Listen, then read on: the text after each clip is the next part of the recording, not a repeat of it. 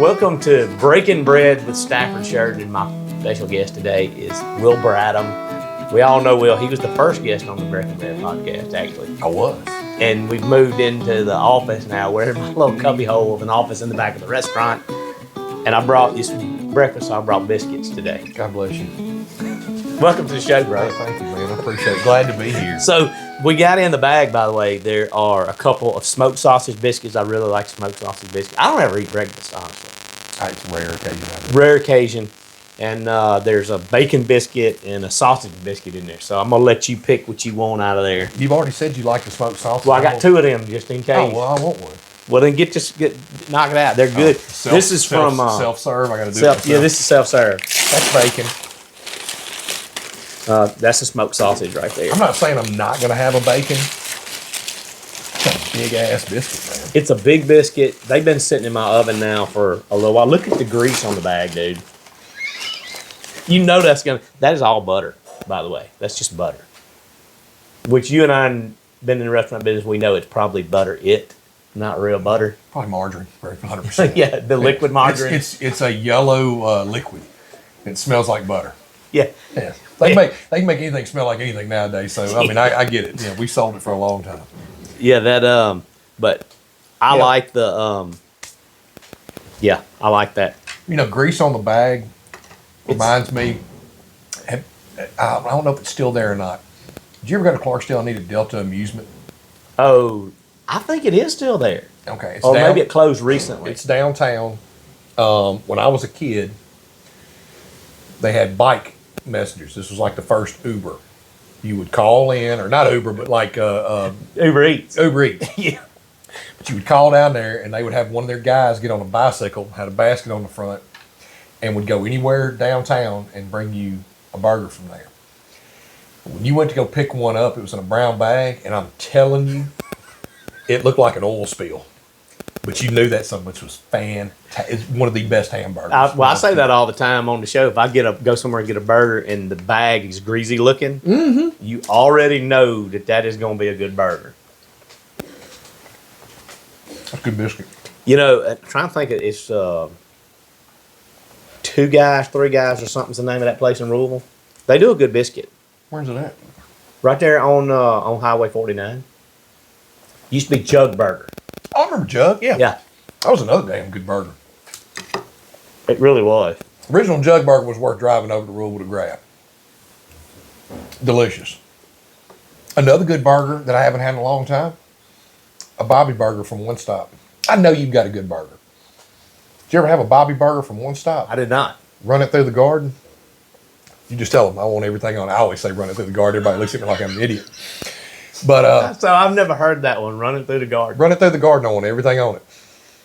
But you get that dude, and they'd be like, you want raw onions or grilled onions? I'm like, grilled? There's a You choice? want mushrooms? Oh, brother. Oof. That was a fine hamburger. If you were, back when I worked at Crawdads, if you'd have had, which was pretty much every night. It's not as good as it used to be. No. It used to be real good. If you'd have had way too much to drink, which is a common occurrence I've had, that thing it'd knock you back into existence the next day. This is good. Well, I can't drink like that anymore. Almost all gas station food in Oxford is designed for that. Like Four Corners. It's got to be better at 2 o'clock in the morning than it is 2 o'clock in the afternoon. You know what I mean? Mm-hmm. Think of those drunk kids stumbling over there and getting that at 2 in the morning after everything's closing down. Well, it's kind of funny. You get over there and you'll talk to some people and they're like, you've got to go get a chicken on a stick. And that's what they call the place. It's right there on, I guess that's Lamar and University. But they talk about chicken on a stick like this is the only place in America that has ever made a chicken on a stick. They're like, have you ever had a chicken on a stick? And I'm like, I'm from the Delta. It's like a staple food. Every gas station you walk into has got meat product on a stick. You would agree with that, right? Yeah. We tried to do one time. I pitched this. When I was with Cisco, I had Double Quick. That was even when I was a manager, that was Did Double Quick do a chicken on a stick? Yes, sir. Oh, they do? Oh, yeah. They did a chicken on a stick, so, we're always trying to sell a new product. And so I was the DSM, but that was kind of my thing. Like I answered for all of them, and to the main guy, Rick Beauty, great guy. And I went in there one time, and so we were, we were trying to sell this catfish product we had. It was a raw product, but it was strips, and we did fish on a stick for a while. So it was catfish rolled on there. And you rolled it in the breading. And you'd have like 2 or 3 on there, and it was layered on there just like a tender. It was fried fish on a stick. How did that? I guess it did not go well since they don't still do it. It went a poopy.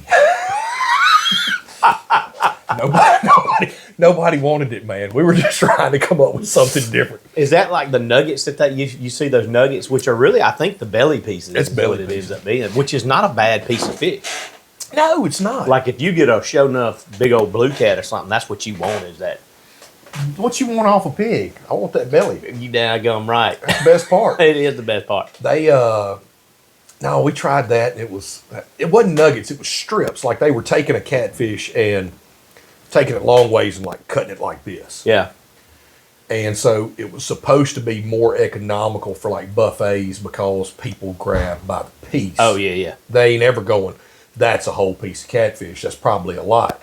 No, they're going to grab 4 of them. So then when you're doing the fried, they were going in there and they'd grab like 3 or 4 of these. Well, it ain't but one fillet, but it looks like a lot on a plate. So I like a 3-5 split, like a 3 to 5 ounce fillet split in half. Yeah. Fried is the best to me. I don't like a thick piece of catfish. That's what I'm saying. I like the little, so you know what I'm talking about. It's the smaller fillets, not quite the smallest, but like the one step up from small, split it in half. It's just really good and crispy. It's amazing how much information I've retained from my food service days that I've tried to forget. Do you miss it? The food service? Because you just sold your last restaurant. Yeah, I don't. It's the first and the last. When they say the best 2 days in the restaurant business is the day you buy and the day you sell, that ain't no doubt. I thought that was a boat. It goes along with a lot of things. Yeah. Rental property is one. But you still got rental property. Yeah, very little. I miss it some, man. I loved my customers. I really did. When I was in direct sales, I loved my core group of customers. They loved me. I was back when I was smoking cigs, and man, I would walk in most all of my accounts. They knew when I was coming. I always tried to go early so I could play golf in the afternoon.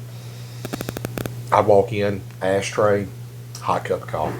Everywhere I went. It's no wonder I smoked as much as I did back then because everybody like almost encouraged, like, here comes Will, get him his ashtray out. And it wouldn't be like a full one. It'd be a nice clean, they done wiped it out, cleaned it out for me. And I'd just sit there and smoke cigs and take orders, man. I loved it. I really do miss it. It's so much not that anymore. No. Nobody, and it's just industry wide, it's not anyone, but they don't visit, they're trying to push everybody to online ordering, which I actually like. I don't mind the online ordering. We saw that coming years ago. And so we would have it's weird again, I can remember all these, but you would have what you called your corporate multi-unit accounts, which would be your bigger thing like Double Quick, yeah, or a hospital group or a nursing facility group or whatever. When we would go in there and take those orders as a salesperson, Delta State, that was a bid and other, but you would go in there and take those orders and we would get paid like 1% of the total order. Well, I mean, you had to put a pretty big order in there for it to make sense for you, but you still did it because it was just part of the routine, part of the job, moving cases. And I remember they sent out this mass memo to all these corporate multi-unit accounts basically saying, look, we can save you whatever 1%. if you do the order yourself. And this is how much of a dinosaur I am in that business, or how long ago it's been. I remember looking at this when I was a district manager, I remember looking at my team and I said, we're almost extinct. I said, well, why? It's just these. And most of our customers are going to stay with us. You know, they enjoy the self-service. And I went, no, they don't. Not those. They're on set things, and you're just going down an order guide, 1 of this, 2 of this, 3 of this, 1 of this, 1 of this. You're not offering anything, and they can't go in here and really change their menu up. They're on set menus from their corporate. So, but I'm seeing this future-wise we're about to become extinct, because if we go to a customer who's we're making more than 1% on, they don't have set pricing on things. We can fluctuate it, and things like that. Man, if we go to those customers and say, hey, look, we can save you 2%, anybody else, you just won't have a salesperson. If you're in the restaurant business, 2% is a lot. 2% is a lot on your overall purchase. It's per almost year. now where it's like they still call them salespeople, but they're more of a district manager. They're working these huge areas, and they've got 200, 300 accounts or something like that. They're ordering every week. Well, they can't get to all of them. No. You know what I mean? Yeah. They're relying on you. Either you're calling it in to somebody, and I know one group has, I ain't gonna name names because we don't buy from this one, but they have good products. But one group, they encourage you to go online, but if you don't go online, they have somebody from the warehouse call you, and you can place your order with them. You do not order from the salesperson. Now, if you need something, or you're like, hey, I'm working on a pizza or whatever, you can call a salesperson, and they'll help you. And he's a good dude. And I think he's pretty happy with it because he got so many customers, and he's making whatever he's making off of them. Yeah. But instead of having 5 or 6 salespeople in the territory, they got him, this one guy. Yep. And our philosophy back then was divide and conquer. Yes. You went out, you did your best to saturate. Or conquer and divide. Right. Well, better. Yeah, I messed up the analogy. I knew exactly where you were going. Saturate the market, and then we're going to trim you back. And grow again. So that you get hungry. Well, eventually you run out of market share. I mean, that was, we dominated most of the market. And back when you were there, y'all were the only people to talk dominated it, man. And they couldn't understand this in Memphis.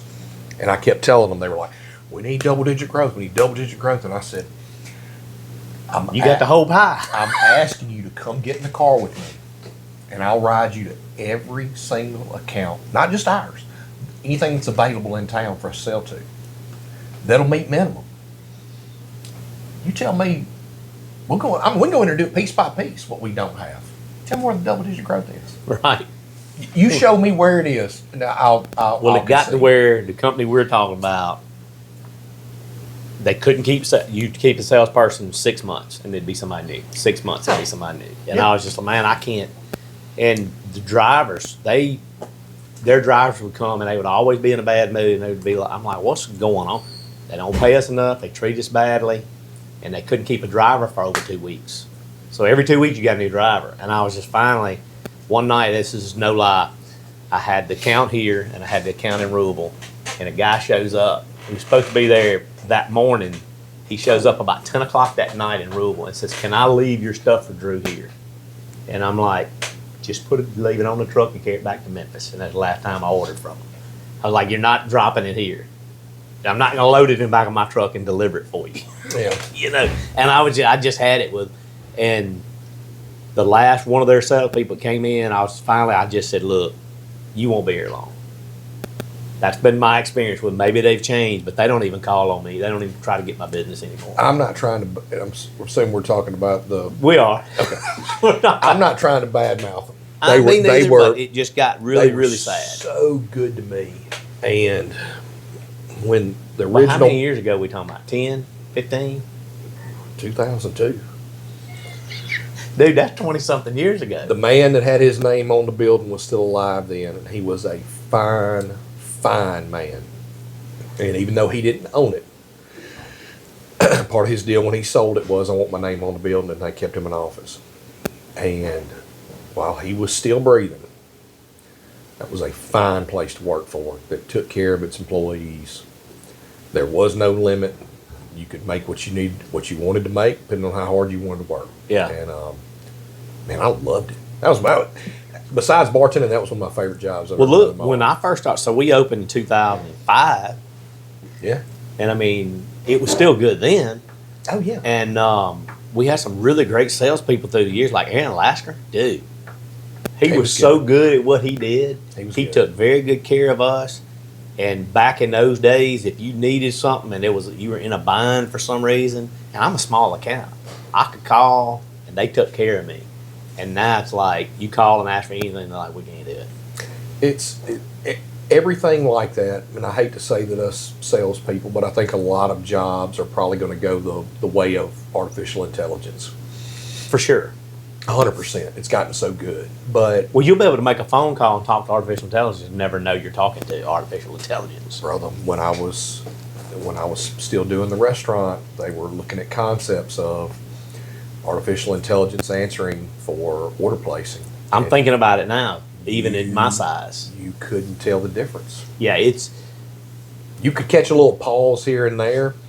but think about how much it's advanced since you heard it that last time. Oh God! I mean, it's moving so fast. The dialect, they could dial it down to a dialect that reflected your region. So So they sounded country as shit. right, it wasn't like you were getting a Brooklyn, New York accent going on through here. They would dial it in based on your region and let you decide what best fits your area on how you wanted the voice to sound on the AI. It's Yeah. amazing. That's cheaper than the Philippines right there. You know, everybody's going to the Philippines to do these I've got an answering assistants and service. stuff. I've got an answering service right now that it's a live person because I didn't want us to miss calls in the office. I didn't want somebody to be in a bad mood or be frustrated with something and answer the phone. Plus, I wanted the ability to be able to hear the recording, so it records the call. Not only do they send you an email that says everything going on, but it's a recording of the call start to finish. I like that because then I don't want to hear, "Well, I didn't get the message." Yeah, you did. It's Yeah. right here in black and white, Yeah, yeah. and I'm listening to it and reading it at the same time. But that crossed my mind the other day. How long until these folks are out of business? Right. You know what I Can you mean? imagine? Well, it's like, think if you were the folks that created TomTom, and then Google comes along and gives it all out for free. Yeah, You know, yeah. your business model is dead. There's a lot of I things. mean, what right happened? now You know, even so, there's still Garmin has some stuff out there, but who needs Garmin when it's all on your telephone for free now? Yeah. Well, think about DirecTV and Dish Network and all of them. Prime Star. You remember Prime Star? Absolutely. Think about all those that are not out because of artificial intelligence. They're out because Because of just advancements in technology. and they didn't see it coming. Yeah. I mean, if somebody had told me and you that we could watch any movie we wanted to, anytime we wanted to, from our phone or from our couch and not have to go to the movie theater, you're nuts. You know, what it just makes me think of Because I love when you and I Blockbuster Video. did the Back to the Future video. Yeah. And if you pause the Back to the Future video he and I did, he's fixing to sign all these great ideas, and one of them is buy Blockbuster stock. Buy Blockbuster stock.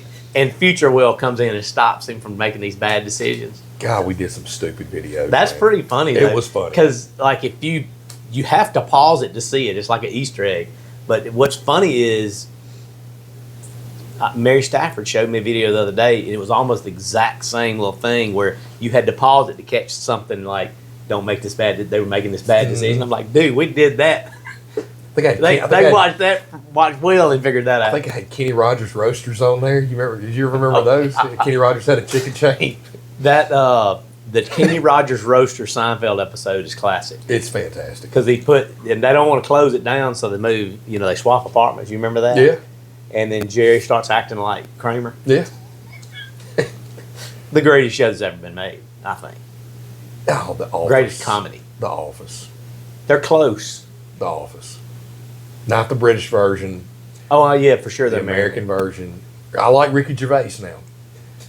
He's funny. Steve Carell is one of the funniest people I've ever seen in my life. I can sit there and watch bloopers of their outtakes. Yeah. And I'll watch The Office from start to finish. You set me down on episode 1, I may not get out of my seat for 3 or 4 hours. I'll just watch it. So I'm that way with Seinfeld, but going back now and watching, he's funny. Seinfeld's funny. And it was clearly him and, what's his name, great writers. But the ensemble cast and how good they were at their characters Oh, yeah. is just, and Elaine was the most adorable person ever. I mean, I think everybody was a little You know bit what in bothers love. me about shows like that? What's that? When you get so used to them being like friends on TV, Yeah. and then in real life, there's a lot of them that don't like each other. Like you were on the same show for like 10, 12 years together. You hated each other? and you hate each other. Well, that's like I did a video It's about so Christmas deflating Vacation. for me. Did you see my Christmas Vacation video? I did. It was good. Where Mavis Staples sings that first song, and she's got Drew connections or whatever. But that movie was so successful that they were going to do a Easter Vacation, and they were going to do like 2 or 3 different holiday National Lampoon Vacations. And they all hated Chevy Chase so much they said, "Ain't no way in the world we're ever working with him again." And That's awesome. that's what killed it. That's awesome. I mean, and you hear those stories about Chevy Chase and forget who it was fighting on this, like literally fist fighting on the set of Saturday Night Live. Really? Yeah. Not Belushi. I can't think of his name now, but yeah, he didn't get along with anybody. I can see that. Yeah, you can kind of see he has He's that air. so damn good in Christmas Vacation, though. He He's is. so good in everything he's been in. But I can see it. He just Yeah, seems yeah, like yeah. a pompous ass. Yeah. Yeah, well, There's And a lot of Dan folks that are Aykroyd pompous is Dan asses. Aykroyd crazy. I don't know if you've seen him talking about aliens and spaceships and Didn't he have like a mind skull? control. Yes. Yeah. Yeah, he's out there. Yeah. He's fun to listen to though. Yeah, he's the greatest. He's not an asshole. He's just a little off. That's probably. There is something to you've been famous for so long. Nobody will say, "Hey, Will, that's crazy." You know what I mean? Right. Nobody will tell you that what you're saying is insane. You can look up and go, "I've made 85 movies, so I'm good. Yeah. I don't really need your opinion on anything." Yeah. I like the old line between crazy and eccentric is just money. Mm-hmm. Right. Yeah. If you have money, you're eccentric. If you're poor, you're crazy. Yeah. If you buy a stupid painting and somebody goes, "Man, what the hell did you buy that for?" Well, he's wealthy. He can just do whatever the hell he wants to. But if I buy it, I'm an idiot, Yeah. Why you got that? which I am. Why you got that? Why you got that stupid shit hanging in your office? Yeah. What a waste.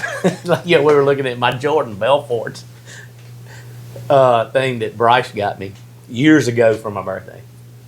Yeah. I like it. Yeah.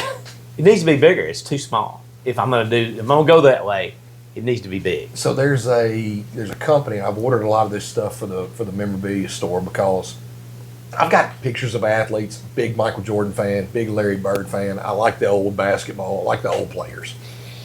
But I've got stupid stuff hanging in there. Like I've got Jordan posting up Michael Scott from The Office, where Michael Scott, like 3rd or 4th episode, they played basketball against the Warehouse. Yeah. So that's in there. I've got Ricky Bobby and them from Talladega Nights. I love that. That's one of the huge greatest print. movies ever. I've got a huge print of Tin Cup. I got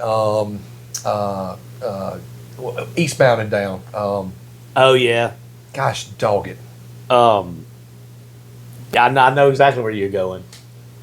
Okay, so I've got the character from Eastbound and Down. I'm sitting here thinking of his name right now, and everybody's going to kill me. I can't think of it. What's funny Danny, is we went to Danny McBride plays Danny him. McBride. We went to a food show for the company we were talking about, and Bryce goes with me. Bryce and Mary Stafford go with me, and they don't have name tag for them too. So Kenny Powers. She writes Kenny Powers on hers. Thank God. And people are like, "Your name's Kenny." The amount of people that did not realize it was a joke, and I mean, they were interested. "Hey, Kenny, my name is." Good to meet you. Yeah, and I've never even watched the show at that point and knew. I was like, It's come so on now, her good. name's not, of course, her name is Bryce too, so that's kind of a guy's name. But First 2 seasons of Eastbound and Down are hilarious, and then it just kind of gets bad. yeah, it's the first season's the best. That's a lot of those shows. They run out of stuff to talk about, I think. Kind of like The Office. It went from sugar to poop. Right about the time they brought Andy in as the manager and Michael Scott was gone. When Steve Yeah. Carell left, I was like, I still watch it. I still love it, but Well, who was it they brought in as the manager that's like my age? And he was just there for a little while. He wasn't that great, but I love him as an actor. It just wasn't a good part for him. He played on The Blacklist.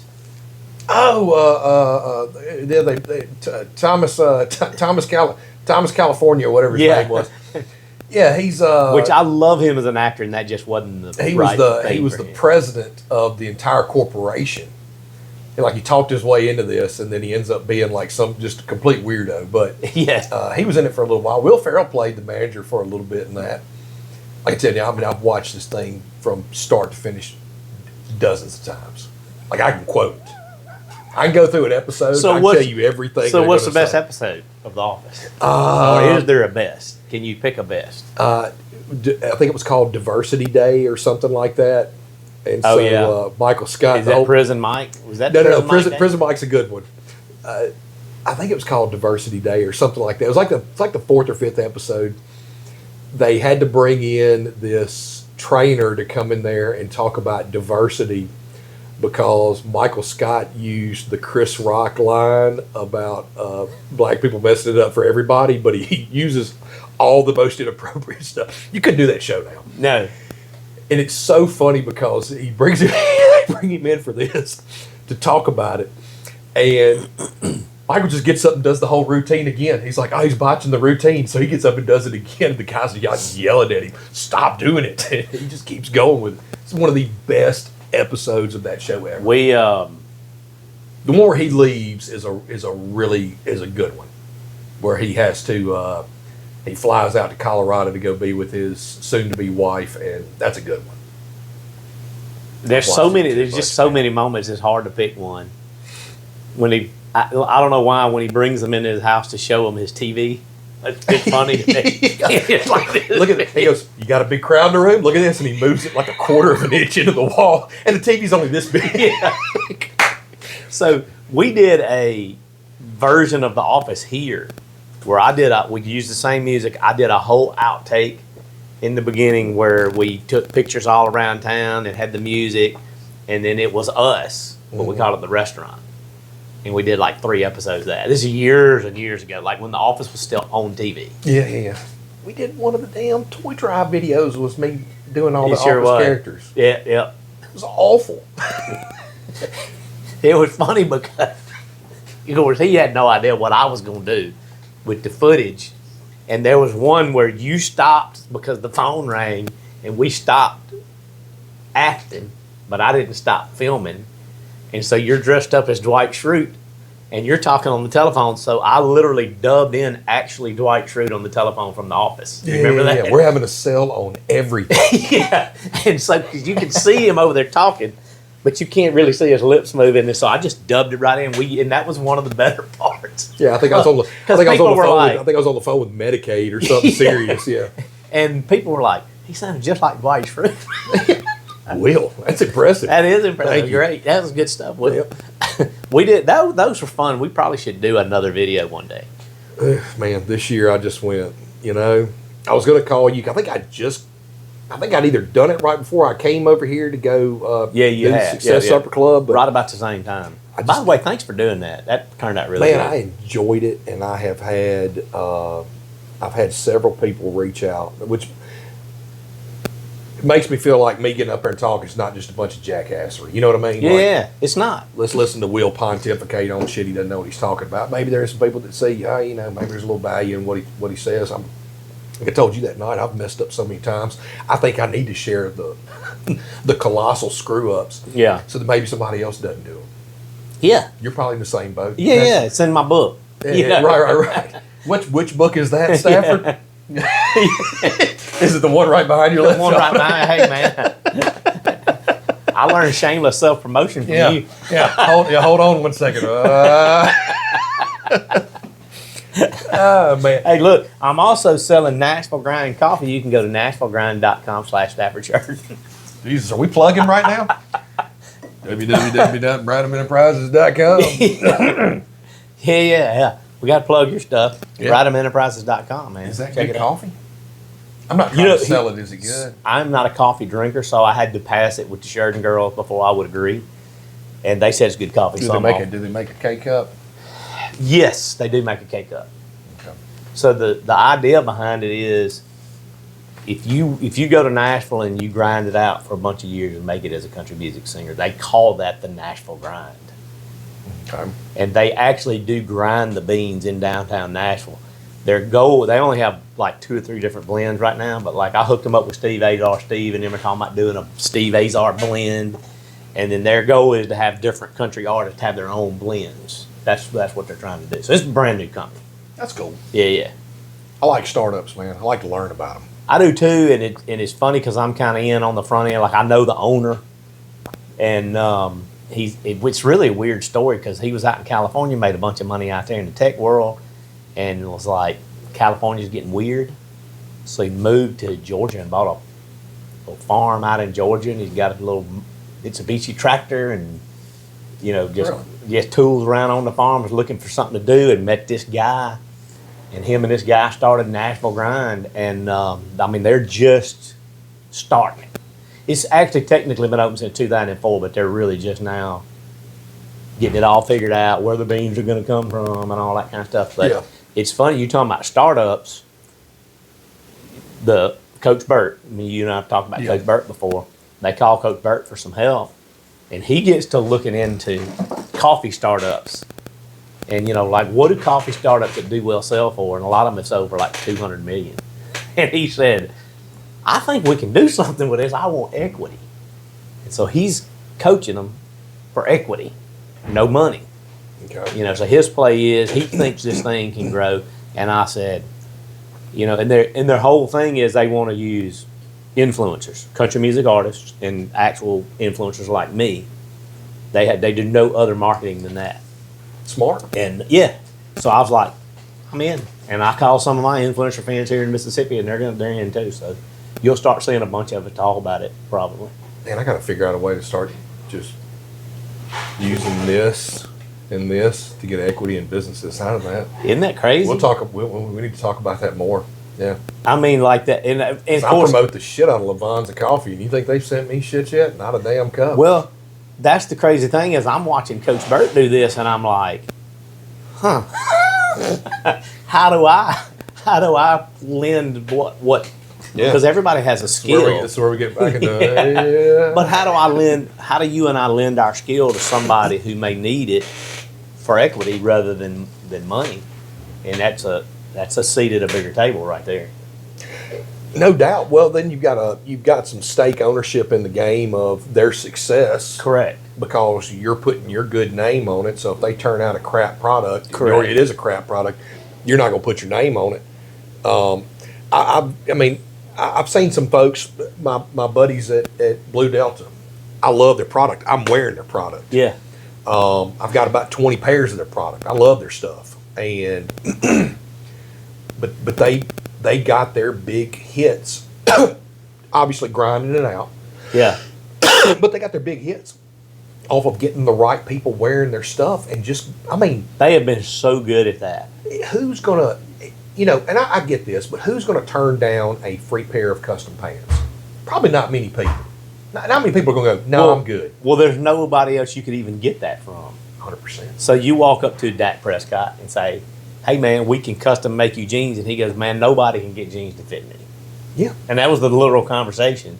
And next thing you know, Dak Prescott's buying jeans for his entire offensive line. Yeah. And doing commercials for him. Yeah. It's a no-brainer. Yeah. When you've got somebody that so by the way, not to interrupt you, you're but good. Trying to get, and I don't know how well you know them. Well, you know them pretty well. Me and you both know them pretty well. But I've been trying to get Nick lined up to be our January speaker, and getting him lined up on something is like herding cats. They stay so busy. They stay in an airplane. All they do is promote that company. They promote. They're so good at it. He's one of the funniest people I've ever been around. He is. I did a talk with him. I was in this consulting group. You and I talked about that a while back. J19, and it's a great and a faith-based consulting, and he, which you don't associate me and faith-based anything as much curse words that come out of my mouth, but I can tone it down when I go to these things. But he's had some large groups, and it's a lot of ag guys, but it's a lot of manufacturing and all in that department, making this product or selling this product or even out here farming the product. Yeah. But they had gone to him and said, I want to learn more about the business, or I want to hear different perspectives from different people, because if I'm just in an echo chamber hearing it from all the farmers sitting at the coffee shop in the morning, everybody's saying the same damn thing. Right now there's no cross pollination. Right now the sky's falling, and what are we doing? Well, okay, well, let's hear it out from maybe some other people that do a different type of business, maybe similar, and how they handle theirs. Is it finding better employees? Is it paying better employees? Is it paying incentives to employees? Is it offering better benefits? What is the secret sauce to keeping the good staff and helping our bottom line and growing the business? So he brought me in the first year, and in the second year he had the Blue Delta boys there, and it was great to visit with them. I don't get to see them that much, and but just hearing their story on how they built that company. They're selling pants. They're selling pants, right? There's a lot of pants sellers, But right, but how they differentiate themselves, they broke through. and the names out there pushing their product really pushed me towards, I need to go find influencers locally and nationally to help push things that I'm doing. They're not going to push healthcare and housekeeping necessarily. They could, but stuff like the card shop. Yeah. I'm talking to somebody right now that has got a large following, and I just said, look, I don't need you to really do anything crazy, but come to the card shop like once a month. Come in here and rip some packs and I talk couldn't about some cool afford- things that you got. I couldn't afford an influencer for this business here, so I just decided to be the influencer. And you did some of that. Yeah. When you had Alan making all those memes with you on it. God, and ChatGPT is so easy to use. Yeah, now you can just do it easy. But yeah, it's like I realized, like Dave Thomas did all his own commercials for Wendy's. Yeah. Toward the end there, and they're great. He was funny. He was, and I mean they like he had his way about it. But I was like, I think that I'm gonna have to become an influencer, and I didn't even know that was a word when I started doing that. But I'm gonna have to get the attention because I can't really afford traditional advertising for a business this small. It's expensive. And now it's become this whole other thing where I'm making more off of social media than I make out of this restaurant. Which is nuts. Which is nuts. I get it, and I see the value in it, and I see that, there's a lot of things that you can do, funny stuff, but at the end of the day, it's promoting what your business is. Just kind of like when we were doing these stupid videos for the toy drive. Was it stupid? Was I making myself look like a fool? Absolutely. Did I get tons of response about that to help out with that toy drive? Yeah. Was it ever enough to cover the whole entire expense? Absolutely not. But the flip side of that is we highlighted your businesses in all of that. 100%. And you got like incredible advertising out of that for your business. Insane. To people that normally wouldn't have been looking at a business. commercial. Would have glazed That on by. call right at home. That Nothing sexy about healthcare, nothing sexy about housekeeping, but they went, dude's doing this. If I ever need one of these things, that's who I'm gonna call. And it was very beneficial. At the end of the day, I was a marketing major at Mississippi State, and all they talked about was top of mind, top of mind, top of mind. At the end of the day, it's the same marketing your granddaddy did. We're just using a different tool to do it, and it's just how am I top of mind that when somebody does come to Drew, they go, oh, and Drew got to eat Stafford's, or when they do need care for their parents, they go, we got to call Will Bradham right at home. Yep. Because it's the same thing that we were doing with television in the 50s. We just got a different tool. But what really turned me on to it, there was a book by Gary Vaynerchuk called The Thank You Economy. And he said that exact thing. He said, we just have to learn. We now have a marketing tool where we can have a two-way conversation with the customer. And we're going to have to learn how to use it. It's the greatest marketing tool that's ever been invented. But that's what your granddaddy did before television.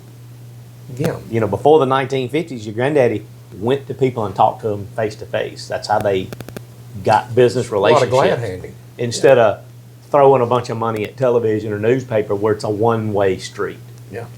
And it was like, this weird way your granddaddy would be better at social media than somebody that was a TV exec. There's that aspect that I've learned, and it's even as simple as like on websites or whatever. People want to humanize the product. So it doesn't matter what the product is, they kind of They may say they don't, but they do. They want to know a little bit of the backstory behind the product or behind the development of that business. And one thing that we've done, and I hire a marketing firm out of Nashville. It's two Ole Miss grads, good folks. He actually owns Cowboy Country Club, and if anybody's ever seen that, they're all over social media. Huge. Just opened a brick and mortar in Ridgeland. He's got a hell of a business, but he owns a marketing firm too. And I'll be honest, I think the marketing firm was kind of a side hustle maybe for him, because to build this business up, and I think it's massive now. I think he just doesn't want to give up either income. Yeah. But they handle our social media marketing for Mississippi Maids and for Bradham Memorabilia and Trading.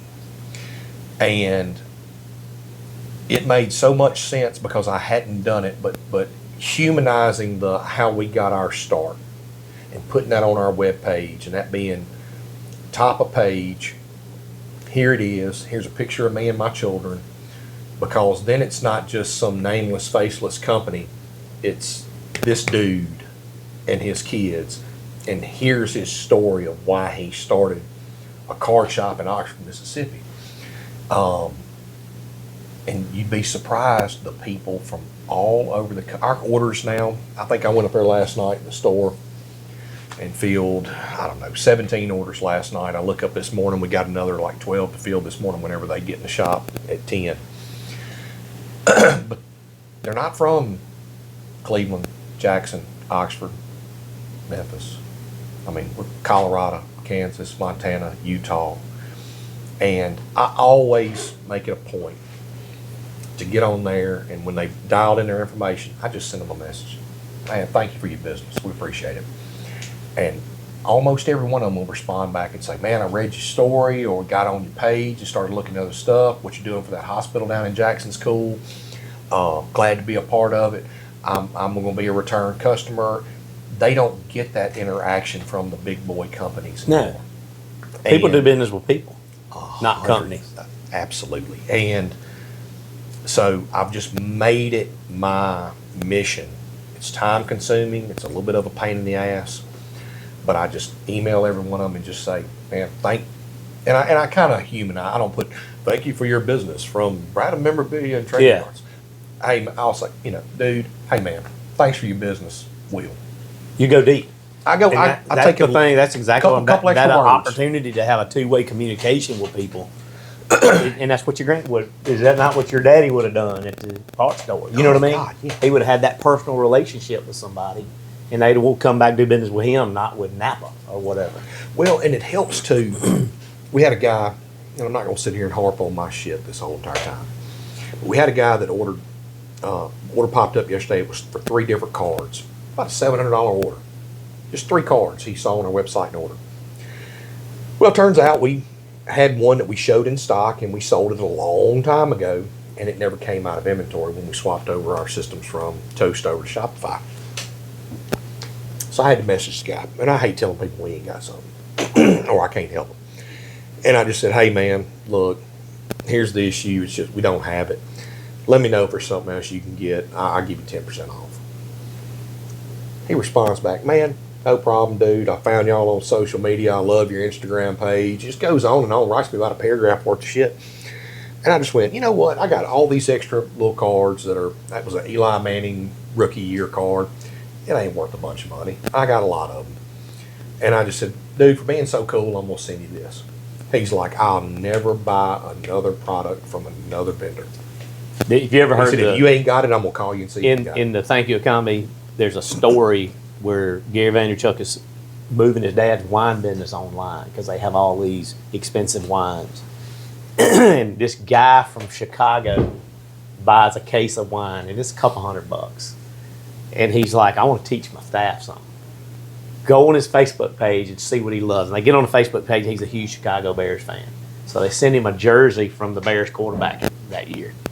And the guy, crickets, nothing from this guy. And he's like, I've wasted this money on this jersey over a $200 case of wine, And he's like trying to teach his staff about this, exactly what you're talking about. And about 6 months go by, and they get an order from a guy in Texas that said, my friend told me about y'all. And it was like $10,000 worth of wine for his daughter's wedding. And he says, by the way, I'm a huge Cowboys fan. So you don't know the impact you have when you do those little things for people and humanize it. That well, you don't know what they're saying about you. That's good, you know. And I thought that was such a good story. He tells that a lot, but it's in the book, The Thank You. I highly recommend that book because it's exactly what we're talking about. It's an older book now, but this idea that we just need to be people. Well, and it comes down to everything, and I'm learning this too. We got just inundated the last 3 weeks with online orders, whether it was through Walmart or through Shopify. Inundated. I mean, we're having to buy way more boxes than we ever thought we'd be using. I bought a damn $1,000 tape dispenser machine that puts out packing tape. It's fantastic, and it's a lot of fun. You just hit a button, you give it the link, boop, it just spits it on out. You just lay it on the box. Looks very professional. But I went back here one day and we were wrapping boxes, and I'm guilty of this too. Hell, you just trying to get shit out the door. Yeah. Throwing a little bit of bubble wrap around it, throw it in the box, and put paperwork in there, and we're throwing a koozie in there, you know, as a little. Yeah.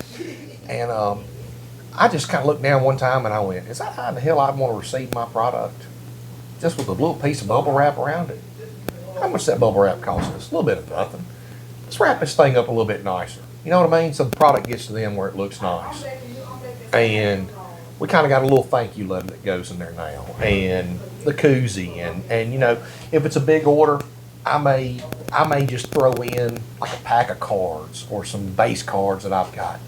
Just a little something Over deliver. Right. Lanyard. And the responses we've gotten, people going on to our Google or going on to our Facebook and saying, man, I ordered this from them, and not only did I get my product safe and secure, they sent this. I'll be back. I'm trying to repeat. It was that old saying, it costs more to get a new customer than it does a repeat customer. Yeah. That's the damn truth. I'd rather have this some gun come by from me every single week than me have to sit here and deal with a new. I want the new ones. I want them both. Yeah. But when I look up and see an order from, especially through Shopify, because it tracks everything, it'll tell me every time you ordered from me.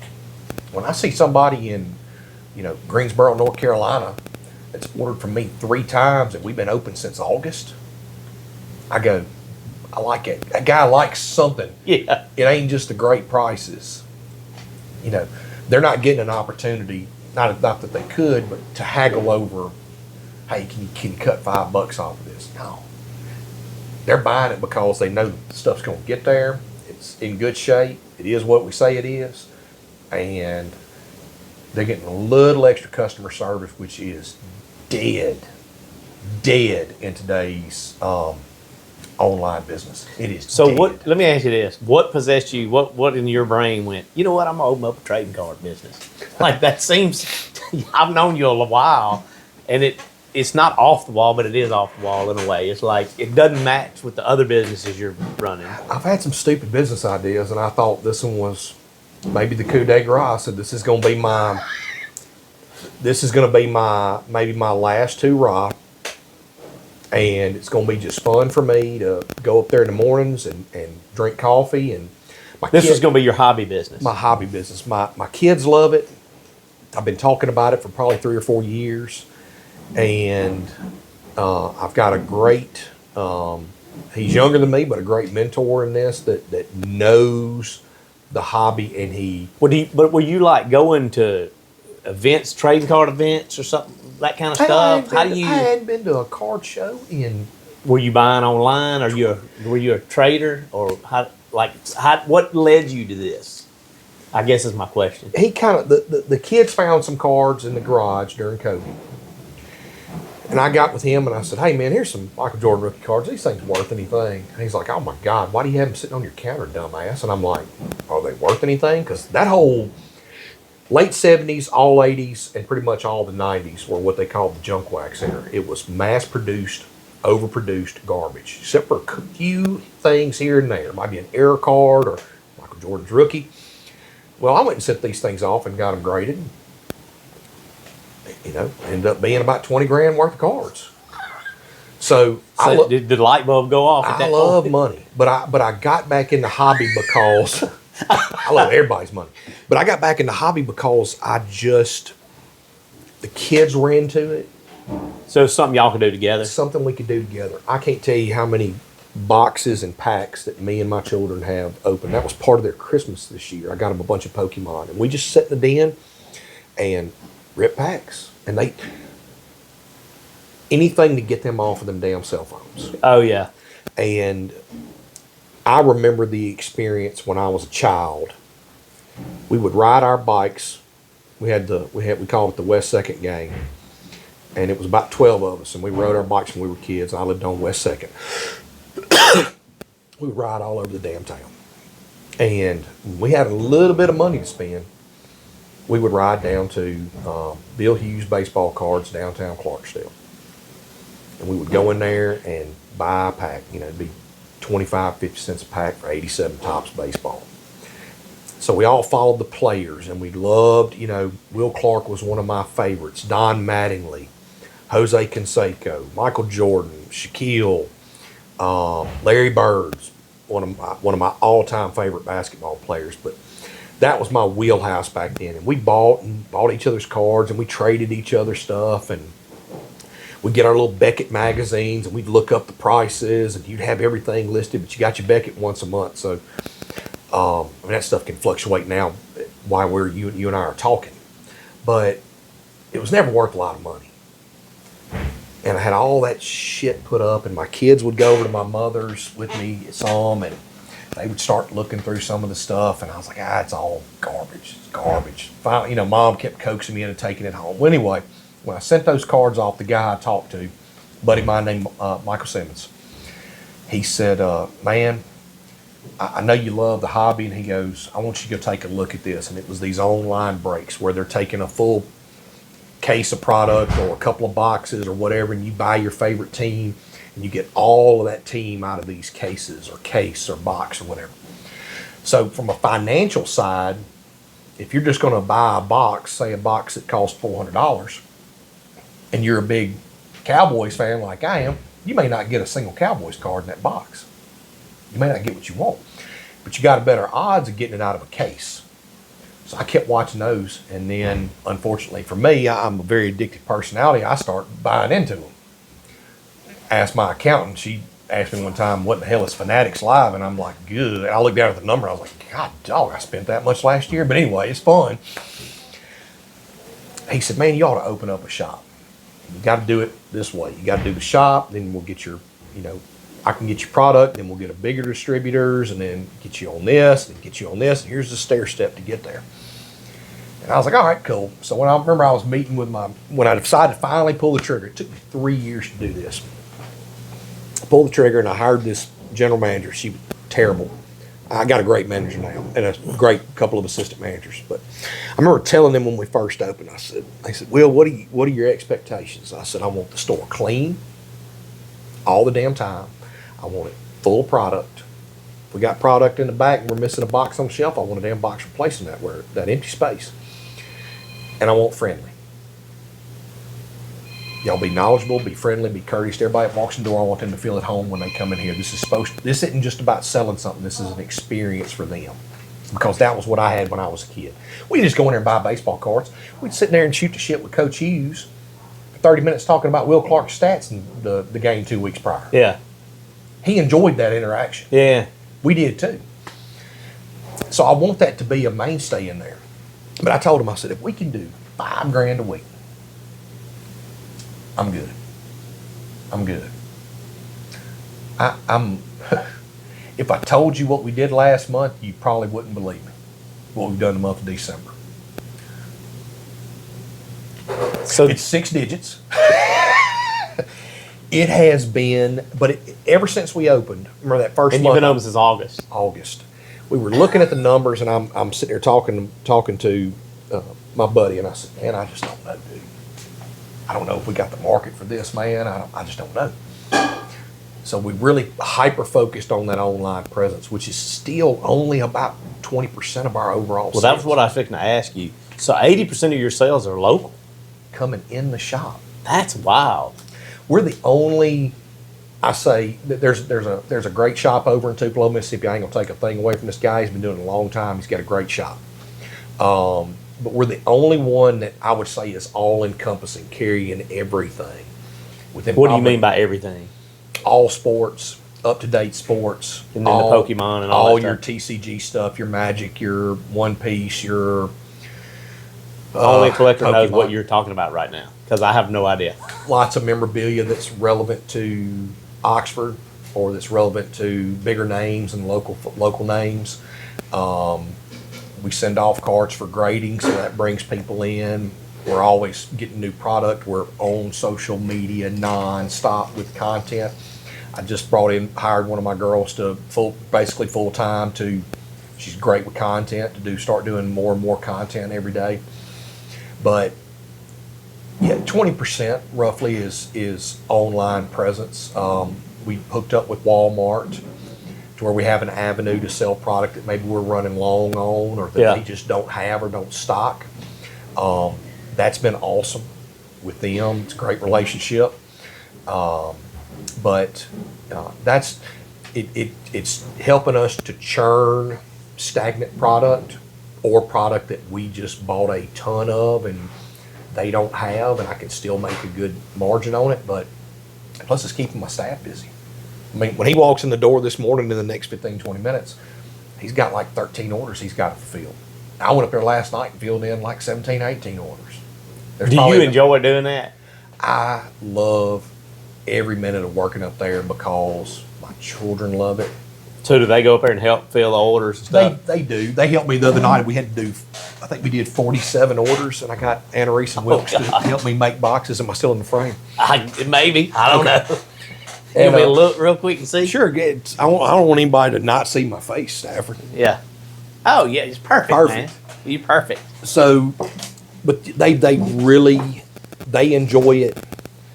And again, if you're going to work somewhere, and I say this about all my employees, I don't have anybody in there that doesn't collect something that we sell.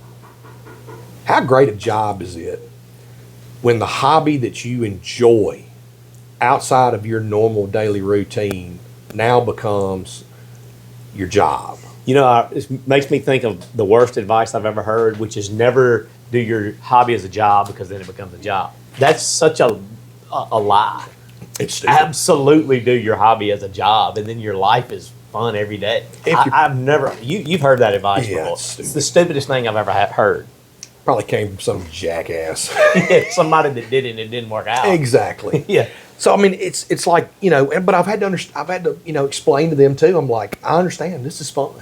Yeah. Ain't nothing more fun than sitting here and talking about the hobby that you enjoy all day long and getting to make money doing it. But it's also a business. So they're all collectors, all your employees. Every one of them. And there's ones that are, you know, they collect this, and that's their wheelhouse. Which is great. If that person comes in looking for that, you know who to let them talk to. We had a guy walk in the other day with a bunch of Magic cards, and he puts them down in front of me, and he's like, "Hey, Mr. Will, I want to talk to you about selling these." And I went, 1 second, and I go grab two of my other folks. You're like the guy from Pawn Stars. Yeah. I got a guy. I don't know shit about this. Yeah. I'm learning it, but I think at my age, maybe the brain's just full of too much that. Oh, there's some. I don't know if I can go learn. I don't know if I can sit down and be passionate and learn about. You can, but you got to dump something else. I got to dump. I think we're at else. that point in life. Yeah. I think I read something great the other day where they said your brain is only developed to have at maximum capacity 150 meaningful relationships. Yes. Yeah. So if you meet somebody new and you want to hang out with them, you're dumping somebody old. Yes, I think that's true. And it is. I think it's the same way with knowledge on anything. But I'm learning it. But you know, if they have a sports question that comes up, they have to come to me, and I don't know it all. I would love to. A lot of the new stuff, I really don't know that well. Older stuff, I got you. But so I'm constantly having to learn. But it's just fun because there's always something new coming out. You've really got to watch the market. It's like watching the stock market. And this stuff is wow. You know, Pokemon outperformed the S&P and the NASDAQ as far as an investment. Now it's taken a little bit of a hit recently, but still. Well, it's like you saw my signs out there. Those are not my signs. Right. They belong to Chance. Right. A couple of them are mine. But the value of those things, like he'll be like, that's a $25,000 sign. I'm like, what? He's like, I gave $800 for it 15 years ago or whatever. And I'm like, that can't be real. He's like, absolutely. It's mind blowing to collectors. Like, where's all this money coming from? Man, it is. When I tell you, it's like watching the stock market. Especially with players. Because one of my employees said one of the best comments ever. I was talking about Pokemon, and he said, I said, man, why does that stay so steady with its price? This one card. Well, and that's something I can't wrap my head around the Pokemon. Can't wrap my head around it. It's a little bit of the rarity of the item that comes out in that set. It's the same way with sports. I mean, there's some rarity to some things that makes them more valuable, and that's with anything. The more rare it is, the more valuable it is. Not just because it's old, because it's rare. But he said, well, Charizard never committed a felony. He didn't get pulled over for a DUI last night. He didn't break his ankle in Monday Night Football. He ain't got rape charges. And I'm going, it makes sense. He's a cartoon fictional character, so why would his value drop? You know what I mean? But if you've got a player, I've got what I call the dead drawer at the shop. It's got O.J. Simpson? Well, no, I've got plenty of O.J. Simpson. I was going to cards ask, right are now. O.J. Simpson cards valuable? Absolutely. Yeah, I would think That there's one this I held weird... up. That one I held up in my picture. It's a newer card, but it's his Heisman Trophy picture, and he signed it. It's graded. I think that card's worth about $250. Because there's got to be up. people that there's this weird, just like the women that watch the murder documentaries. Yeah. He's still a There's this- Heisman Trophy winner. He was still a damn good football player. So even with the ones that just didn't even pan out very long, like Johnny Manziel, I mean, there's still a tremendous value to people that collect Johnny Manziel. Well, stuff. and if you're from Texas, If you're you from went to Texas, A&M, you might right. even put a little more value on it. Right. It's He's it's like wild. one of the top 3 greatest college quarterbacks ever. I put him and Archie right there together. Tim Tebow. He was like watching him. Tim Tebow's more famous now than he was as an active football player. Yeah. And look at Phillip Rivers. He was in the class with greats like Ben Roethlisberger and Eli Manning. And I got a card from their rookie year. It's graded. It's got all 3 of them on it. Because those were like the 3 studs that rookie class in 04. And I sent it to some buddies of mine, and I said, ain't this a hell of a note? Would any of y'all have thought we'd be watching one of these guys play professional football right now? Rivers did. And, to me, the stuff's cool like that because I think of Ben Roethlisberger being older than them, but I guess not. same age. Because he seemed like he's my age. He felt like he'd be 53 or something. Yeah. But how long has he Because he been was there retired? forever. Him and Eli have been retired for a long, long time. Eli longer than Roethlisberger. Yeah. But, you look at people like Aaron Rodgers, he's kind of getting not necessarily a fresh start, but hell, they're one game away from being in the playoffs right now. I kind of wish they'd make it just because he's old. I'm an old guy. I got to pull for the old man. Did you see the play the other day where he runs off the sideline and he looks at the guy and says, "You can't outrun a 42-year-old"? And it makes him mad. Oh, The guy gets mad about it. Should piss him off. Should piss him off. He's supposed to be a superior, younger athlete. Yeah.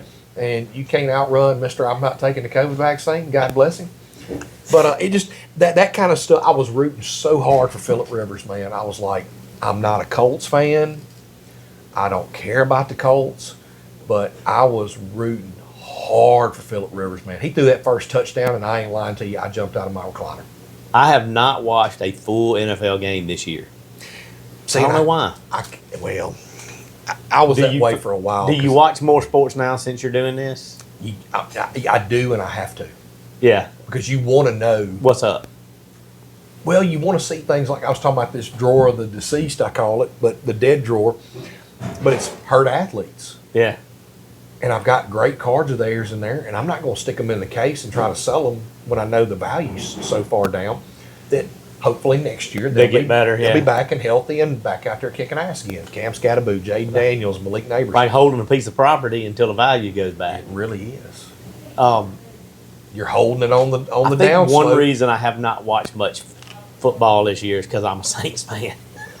They suck. They are so bad. They suck. I am a de facto Cowboys fan behind being a Saints fan just because of Dak.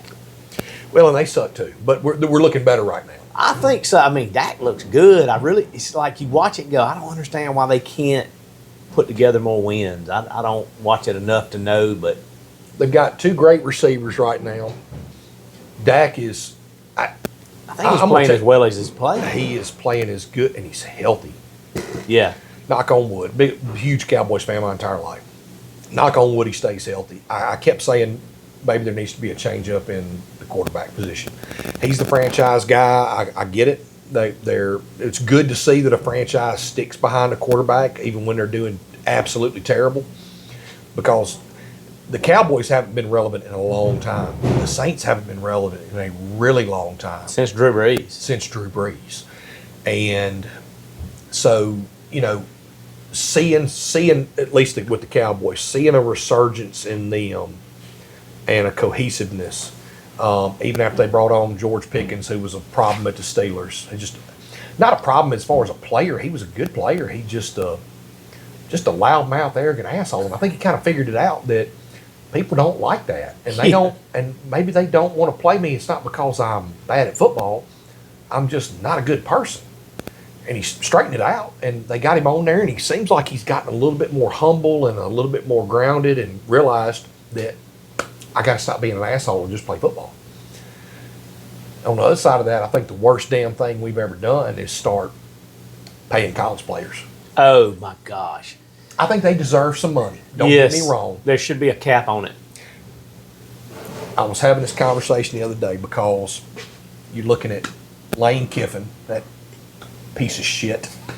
And I don't know why people. I shouldn't be that invested in it. I love watching live ball. Well, but it's funny how fast, and I'm a State fan to be clear, but it's funny how fast everybody turned on him when we all knew what was going to happen ultimately. I knew you knew the guy was a piece of shit 5 years ago. Yes. Everybody was so stuck. This is what got me about good old Oxford. I love Oxford, by the way, but this is what got me about that town. One, every year, same thing in a lot of schools. Every year, it's a national championship year, right? We're going to win a natty this year, and you have to go. This year's about as close as we're going to get, and I think we got a good chance of beating Georgia. I think that Ole Miss could sneak through this whole thing. I think we could sneak through it, and the best year to do it. And I love Pete Golden. I think Pete's going to be he's a good guy. I've never met him, but everybody talks about how good a guy he is. Well, I'm going to tell you a little known fact about him. He was on probably one of the best men's softball teams ever to grace Cleveland, Mississippi for 5 years. We went undefeated for 5 years, in case anybody wants to know my claim to fame. I was on a softball team with Pete Golden. But Pete is a fine human being, and I know he's a damn good coach. And I was very happy. I knew Tulane should be a walkover, but I wanted it to be just an absolute ass whipping. Yeah. Because I didn't want anybody floating back and saying this is on Lane. But for people that the delusion that Lane Kiffin had all of a sudden turned into this super great guy, and all of his past indiscretions and leaving other schools in the dead of night were going to change. Dude, ESPN literally did 2 documentaries on what a good guy he was. They did one where he's on there. I needed Oxford more than Yes. Oxford needed me, and I remember watching it with my children. I didn't even want to watch the damn thing. My kids were sitting there. We were watching it, and I went. And I try to never say things in front of my children that I want them to repeat that would get them in trouble. And he said that, and we're all there sitting on the couch, we're watching it. I'm in my chair, and I think I'd poured a bourbon. It was about 8 o'clock at night on a Saturday night or something. We're watching it. And he said, I needed Oxford more than Oxford needed me. And I went, ain't that a crock of shit? And Wilkes goes, Dad, you think so? And I went, the guy's a snake. In the back of my mind, I kept thinking Stafford. I think something's not mentally quite. I don't know what the word I'm looking for is. He's an egotistical egomaniac. Something, but the way he looks sometimes, he has these looks like he's lost. Yeah. You know what I mean? Like literally like I don't even know what room I'm in right now. That's because he quit drinking. But then he puts He doesn't together know what these, to do.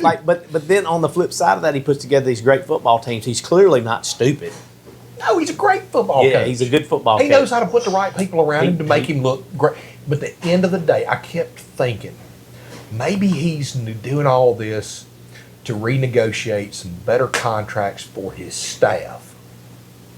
Now we know I ain't got shit to do with it. He wasn't trying to get his staff shit.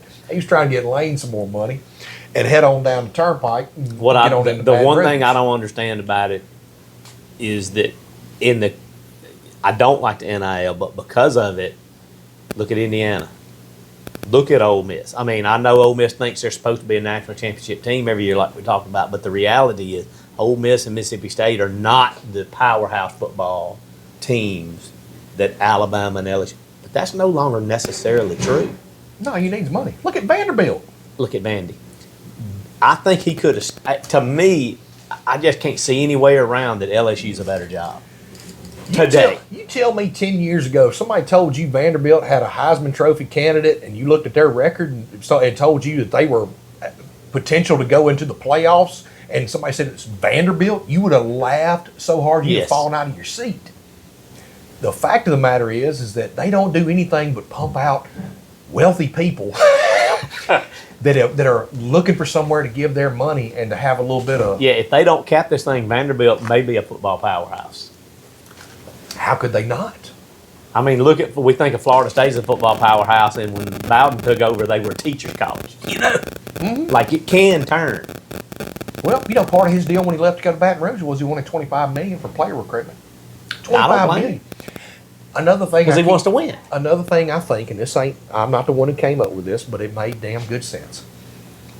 I think he's just, part of me wanted to think he's trying to expose this NIL for what it is. Because he has spoken against it before. It's going to come down to who's got the money, which is why I think they ought to player cap and not base it even on position. This way, which sounds so out of pocket for me to pay people the same amount of money regardless of their work. But in college football. But in college, do a player cap across the board. 70 guys on the team, everybody gets $100,000. Don't care if you're the quarterback or you're the damn place kicker. Don't make a shit to me. You can be the long snapper, $100K.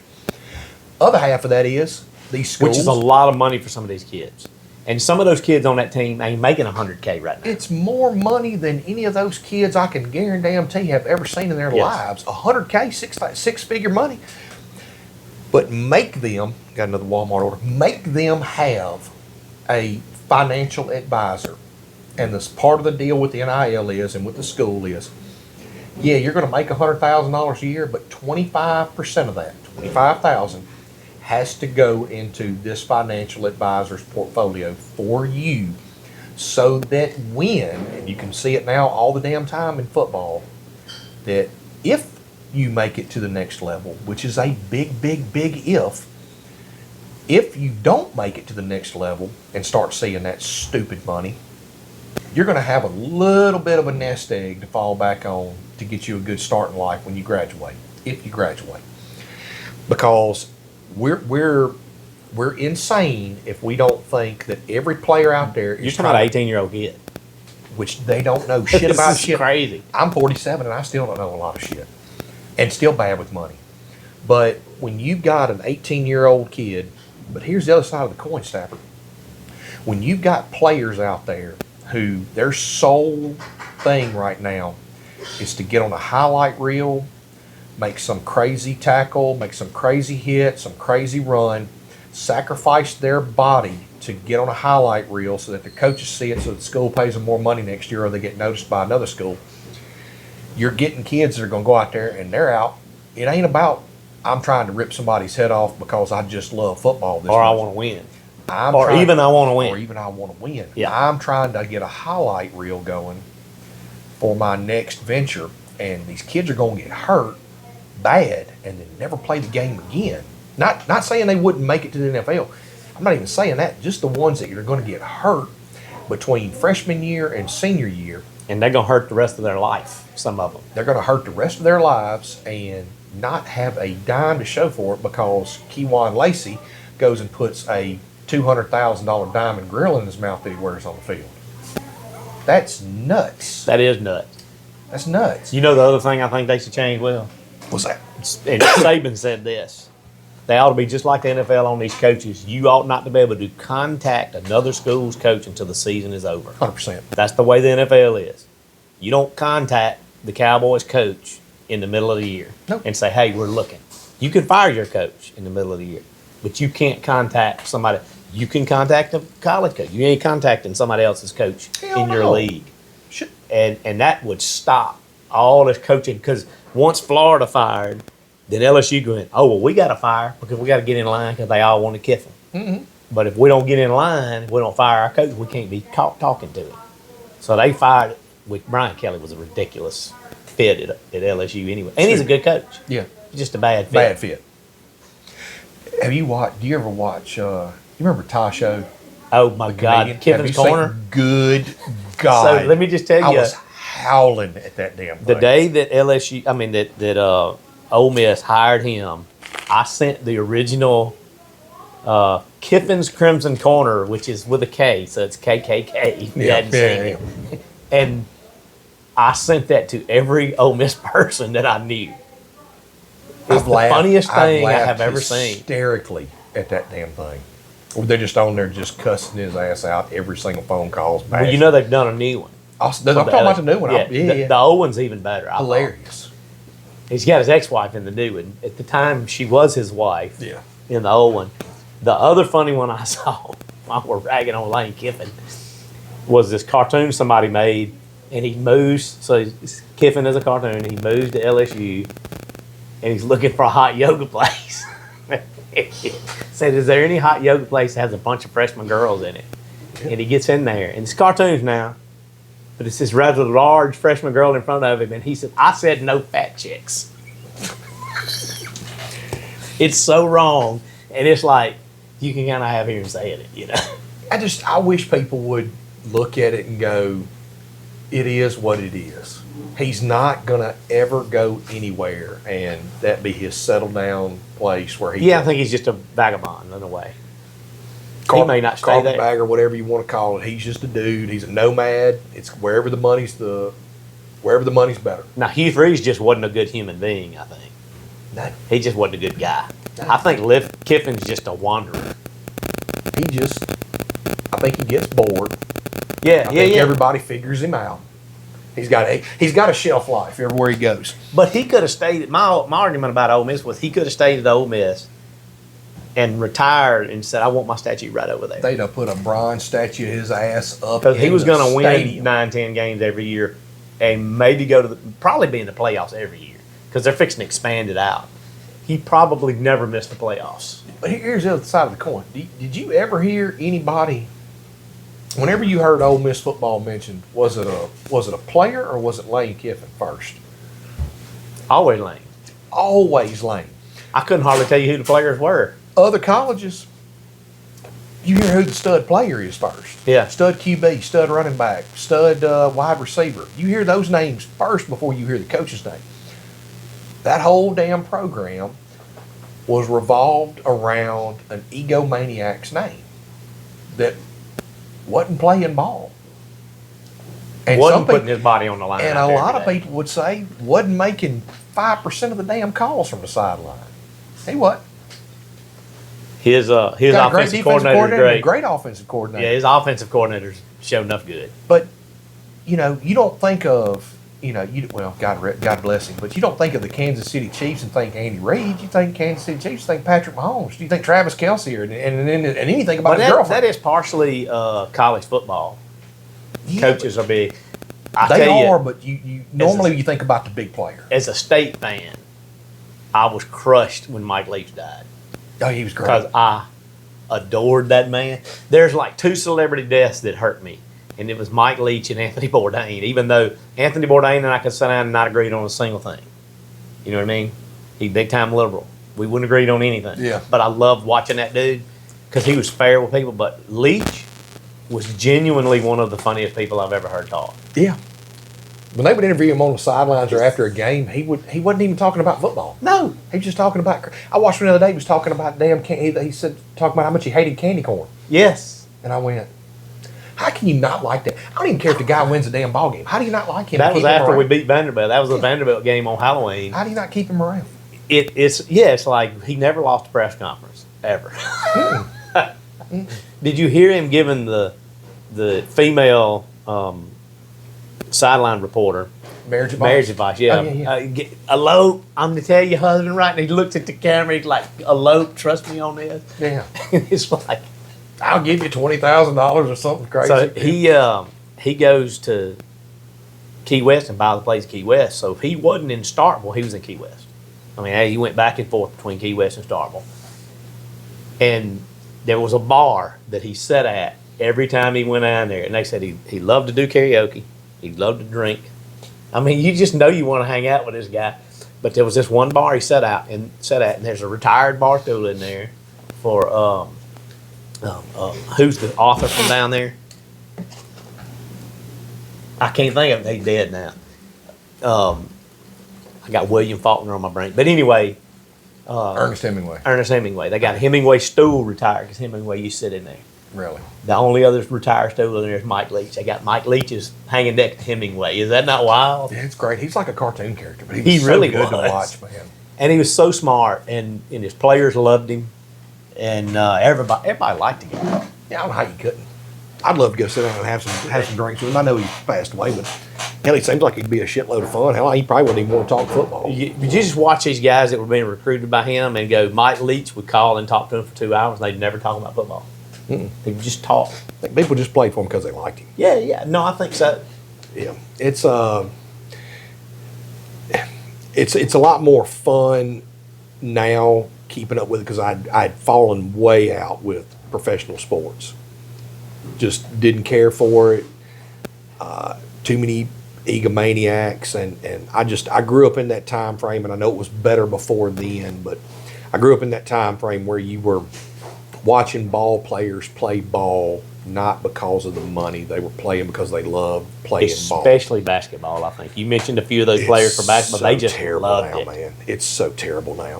You know, the only reason the NBA even exists right now is because of Magic Johnson and Larry Bird. That's it. It had died and was last nail in the coffin. And you had that rivalry between the Celtics and the Lakers, between Magic and Bird.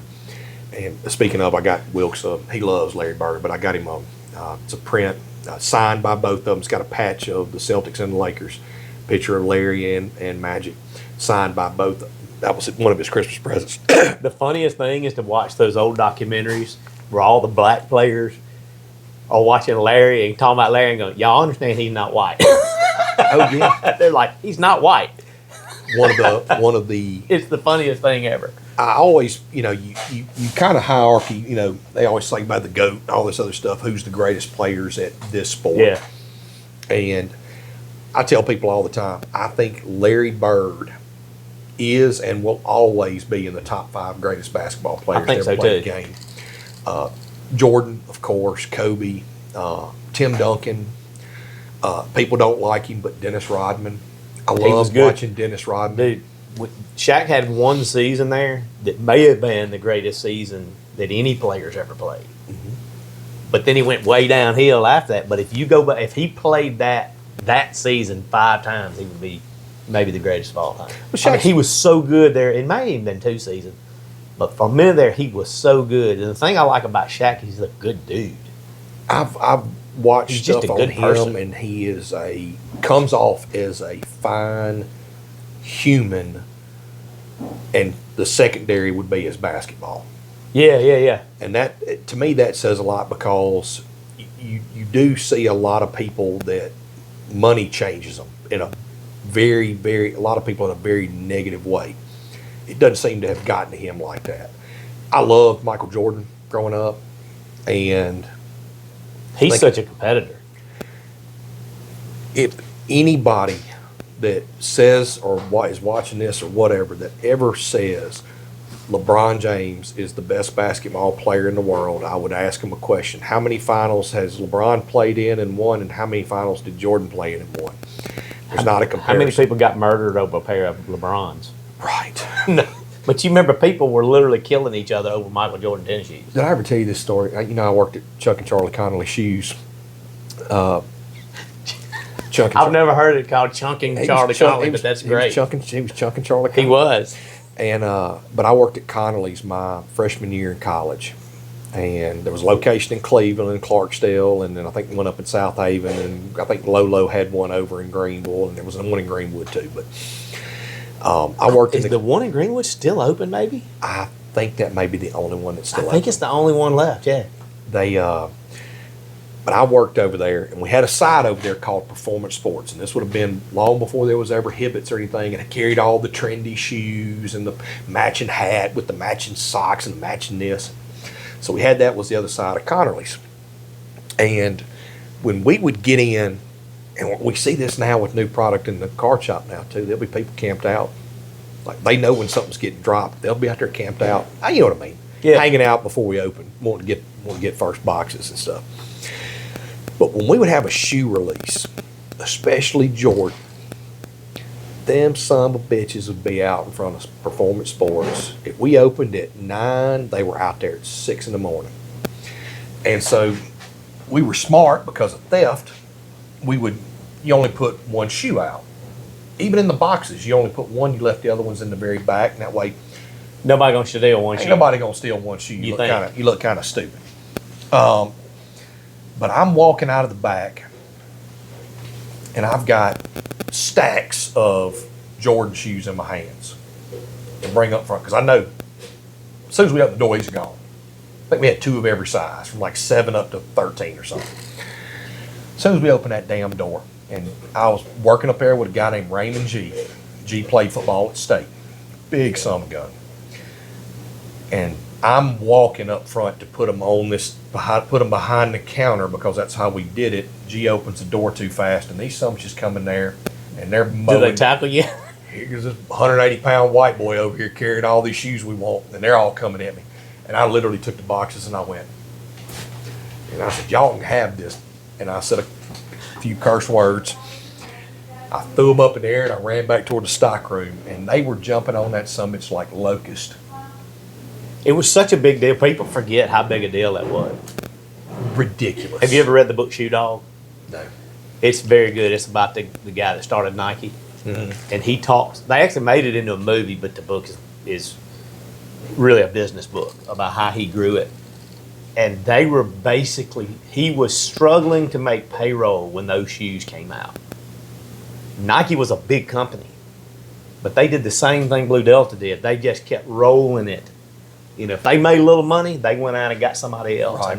And of course, the movie Shoe Dog is about them recruiting Michael Jordan. That's only a small part of the book where they recruited him. But once they did, that's when all of them started. I mean, he never paid himself out of Nike until the Jordans came out. They struggled and struggled. Disney had the same kind of thing. You know, Walt Disney, every penny he made off of those movies for years, he just rolled it back into business. That's what you have to do. And he never made any money until television came out in the 50s. Mm-hmm. And you think about 25 years earlier, he came out with the first color cartoon.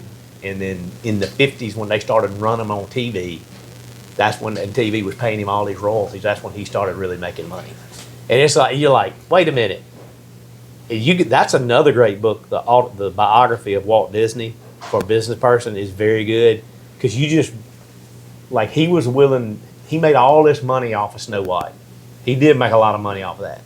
He could have walked away and never worked again. Yeah. He rolled it all forward until they were basically out of money. And his brother was going to every bank in the country and borrowing everything they could borrow to keep it going.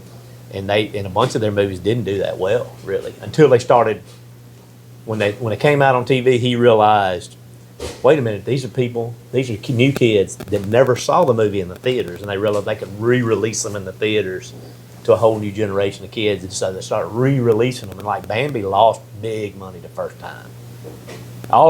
Everything but Snow White lost money until they started re-releasing them, and then but Shoe Dog's good. You'd enjoy Shoe Dog. It's a good book. I like seeing, like we were talking about earlier, I like seeing how people got started, because in a lot of people's minds, they think if they look at anything that's been a success, they go, oh, well, it was a success since day one. They don't see the throwing up at 2 a.m. trying to learn how to make payroll. They don't see the going without taking a trip for 2 or 3 years, or the bank loans, or the second mortgage. Not on knowing the how you're house. gonna make payroll. There's a lot to that, and I wish there was more emphasis on, especially teaching that in school. I think we do such a disservice to these young men and women in a lot of ways. Well, even high school, like they don't learn anything about the world. They don't.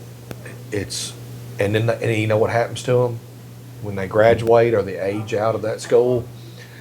They end up on somebody's front office interviewing for a job. They ain't got a clue what to wear. They ain't got a clue how to talk. They ain't got a clue how to put a resume together.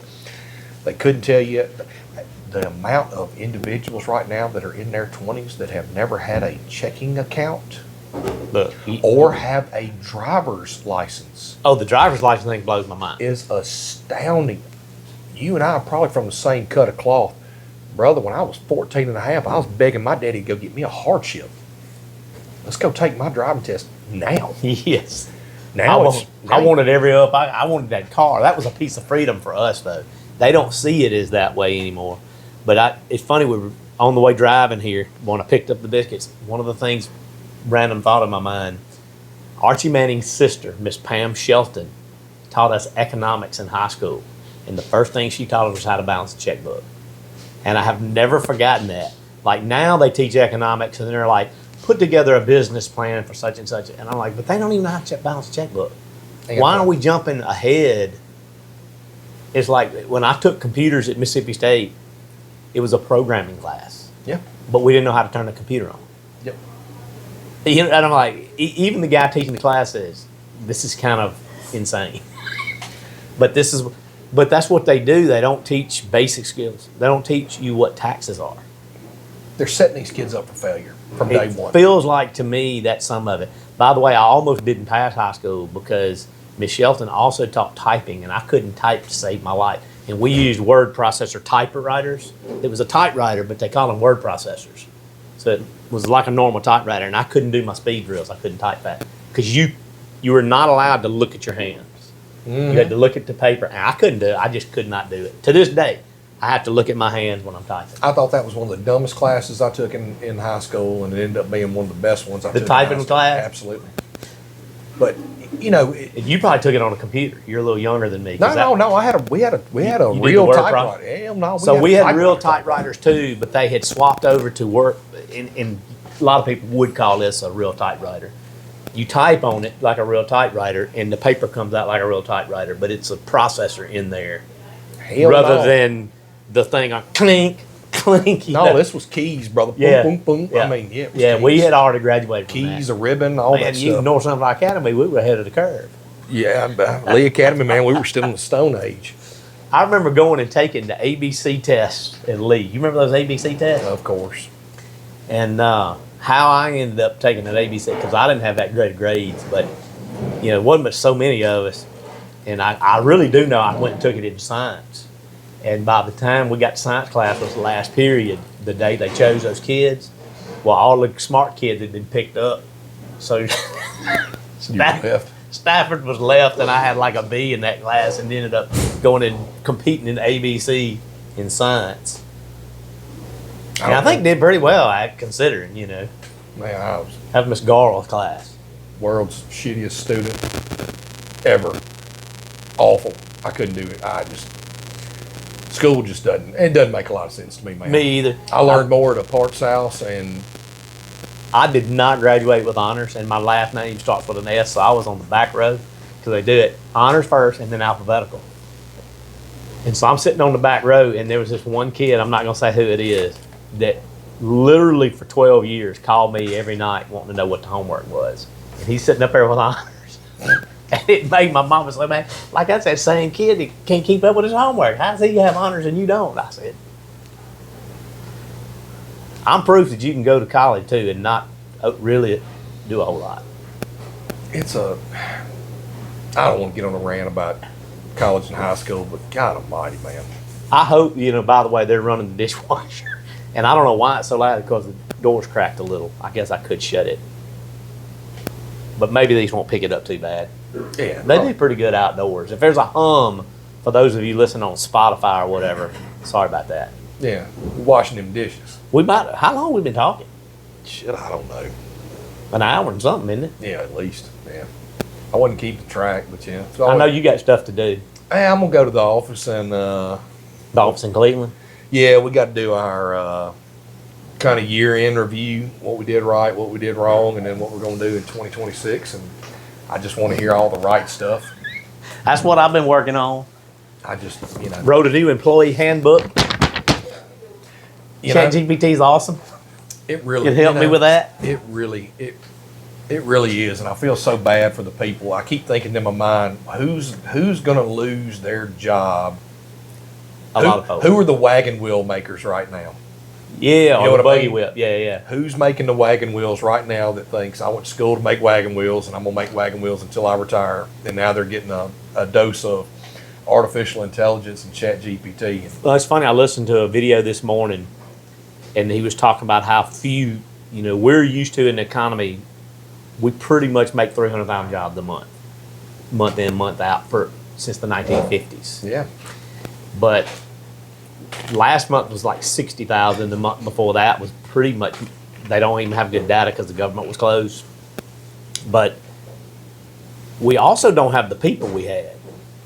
Like we probably need AI to take some of these jobs because we're running out of people. No. I think we need to have more of a focus on vocational programs at these schools because For sure. But some of these jobs, there's just not enough people to fill the jobs we have. No, I'm with you on that. You know what I mean? Like some of these AI jobs are going to be jobs that it's going to free other people up to do something else. Agreed. Like a vocation. Well, it leads back to the problem of is that if you're in your 40s right now or your 50s and you've been doing, putting together spreadsheets or doing accounting work or whatever else that Accounting's fixing to be done. that AI could handle, well, attorneys for the most parts, right? And you think about writing up agreements and stuff. So I have played with them with legal stuff, and I am not a lawyer, but working as a judge for 14 years, you learn a little something, and I know what to ask it. So a lot of AI is, what are you asking for? How do you get your response? And so like I had an issue I was working on, and I was like, okay, this is what I think.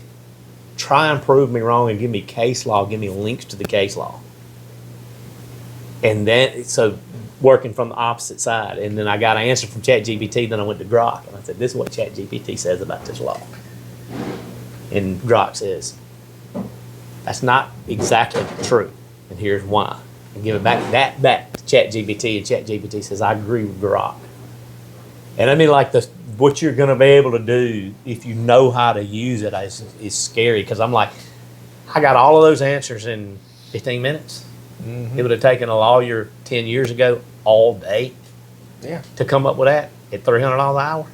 Hey, go ask that son of a bitch, give it a dollar figure. Hey, ChatGPT, I got $50,000. I need to know, what do you think are the best avenues for me to invest in right now? Oh, I do that all the time too. And it'll tell you.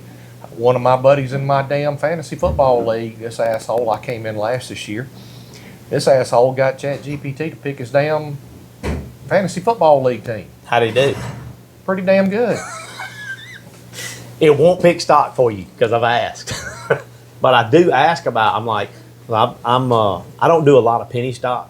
But I got a penny stock I own pretty heavily right now. And it ain't really that heavy. I own a lot of stock. It's penny stock, understand?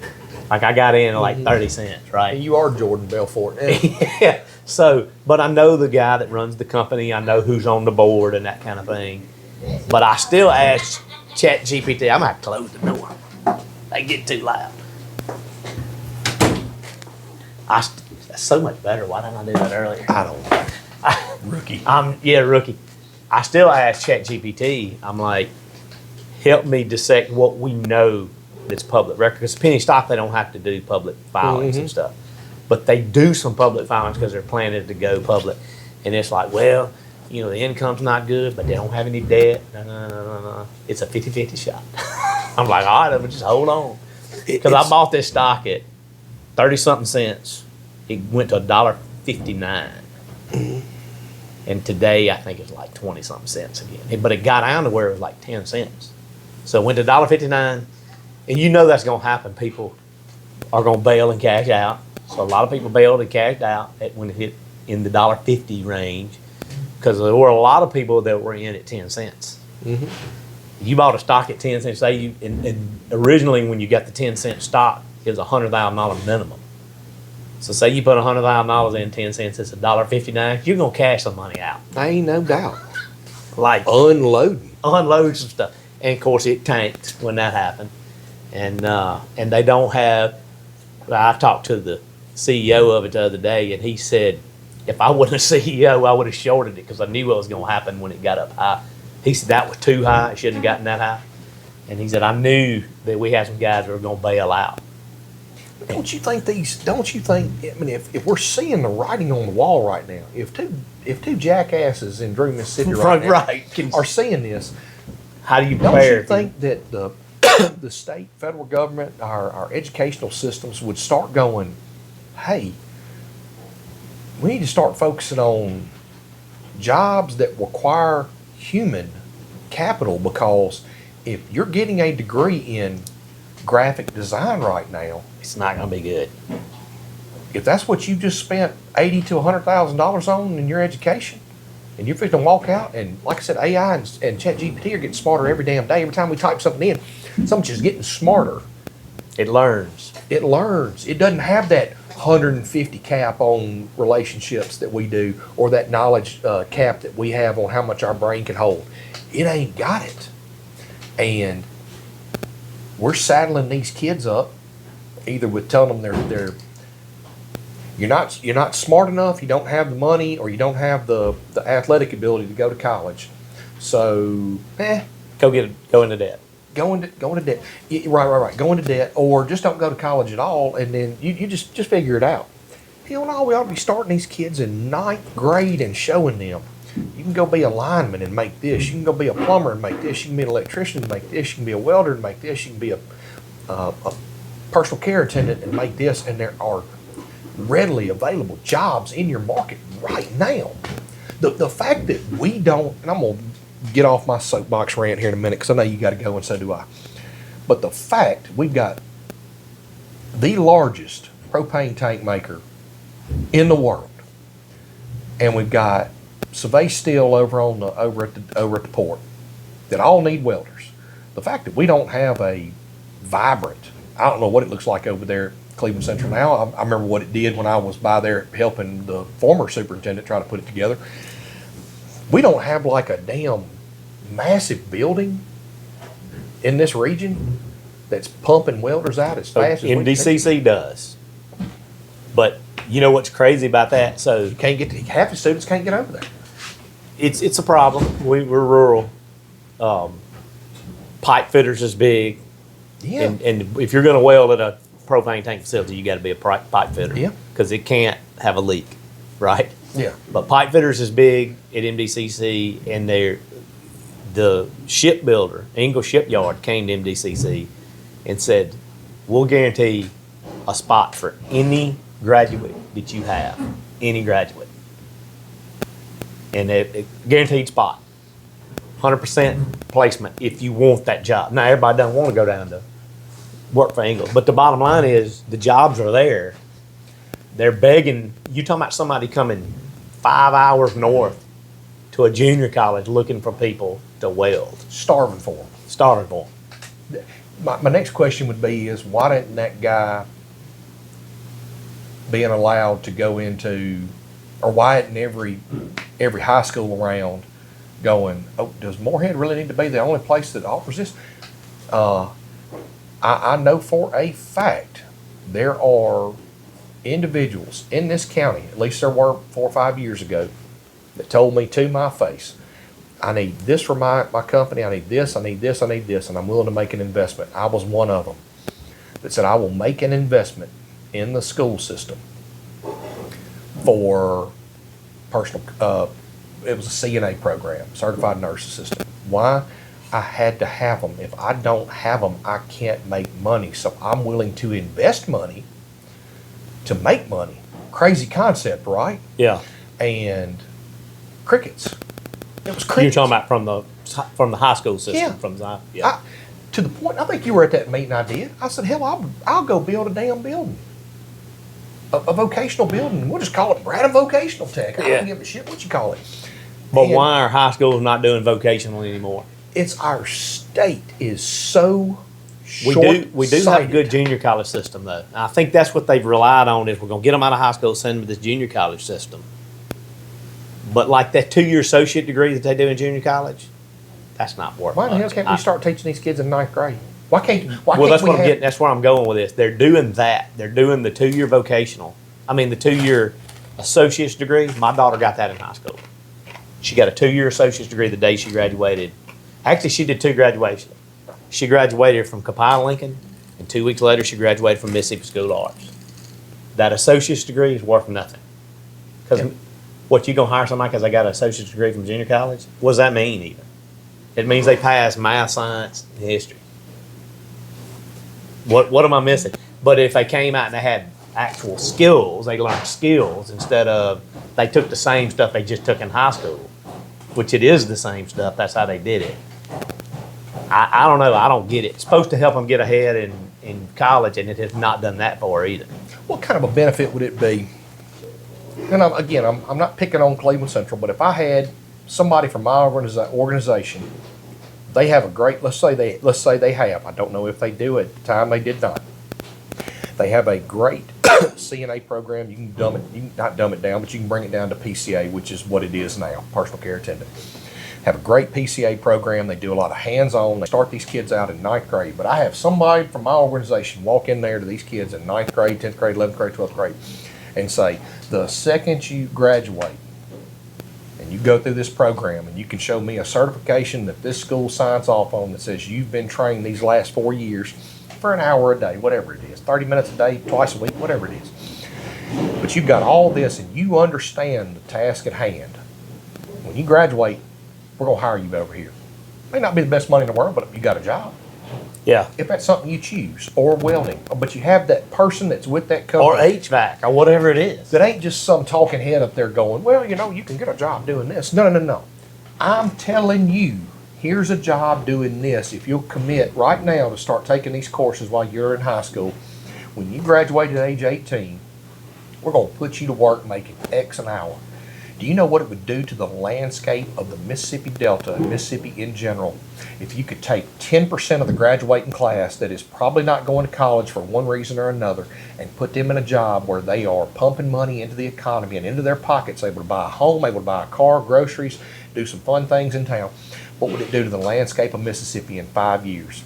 10%. And I'm going, that's conservative 10%. I don't even know what our graduation rates are, but they ain't great. They ain't great. So if we can take some of those kids and pump them back into the system with a job in their hometown. Well, they've already got them on a track. You've got your college track and your not college track. So why not steer those other kids? You're already steering them. Grab them early. Grab them early, show them there's a better way to go. I think we just solved a world problem. Shit. I've been trying to solve it, son bitch. I'm tired. I'm just going to go back and I sell know a you baseball. got to go, brother. I'm going to go back and sell a baseball card. Hey, thank you for coming. I enjoyed it, brother. I did too. It's always a lot of pleasure. fun.